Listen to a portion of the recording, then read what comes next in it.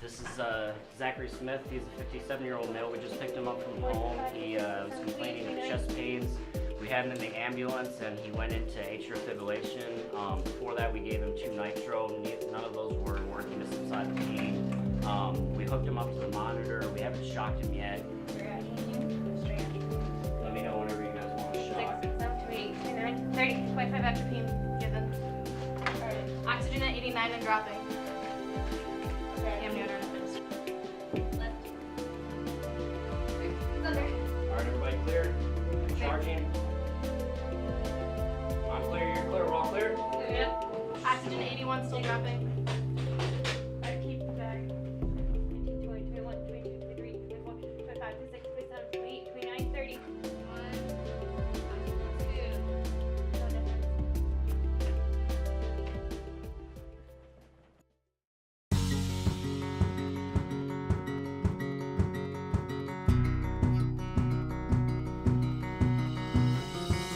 I'm Mary Kay Smith. I'm the director of the Michigan State University Learning and Assessment Center. The LAC evolved in the early 2000s and officially opened in 2005. At that time we had 2 or 3 events in a month. Now we have 2 or 3 events in a day. Learning and assessment centers are becoming bigger and bigger and bigger. Michigan State was on the vanguard of this, and now we're expanding some of our operation even to the hospitals, but it'll still be under the control of what we do here. We are very proud to be an accredited center for healthcare simulation, which means that we have exceeded what's typically expected in simulation centers and exemplify excellence with regard to healthcare simulation. We were the first in Michigan to be accredited, the first in the Big Ten, and still are among a number of elite programs worldwide.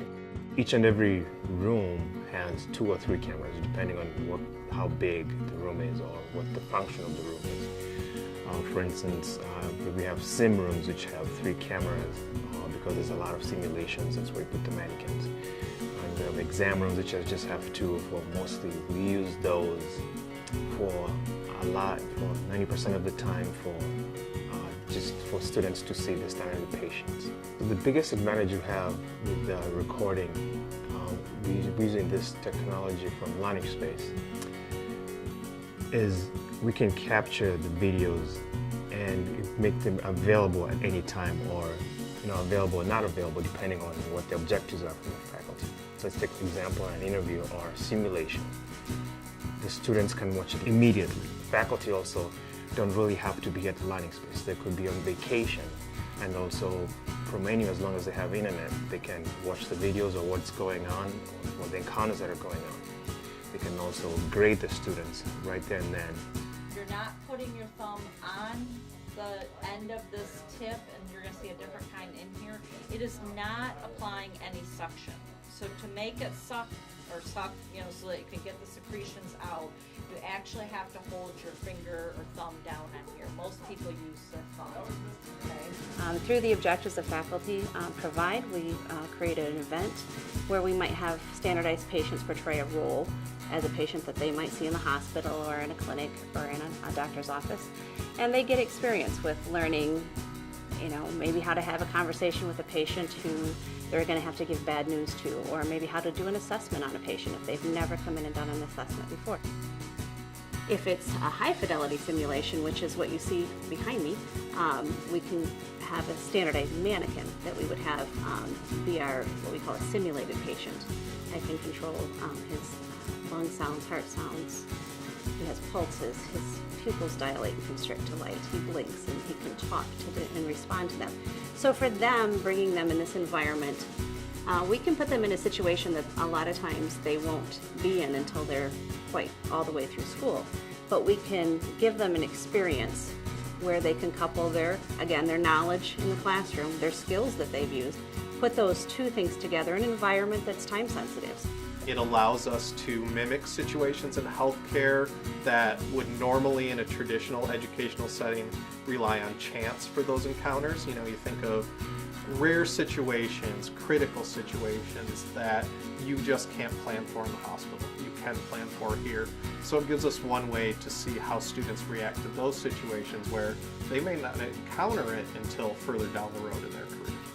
One of the biggest challenges in education today is to be able to bridge a student's learning from knowledge to actual clinical. And what we find is that if students are allowed to be placed in a simulated environment, that makes it so much easier for them to bridge from knowledge to practice.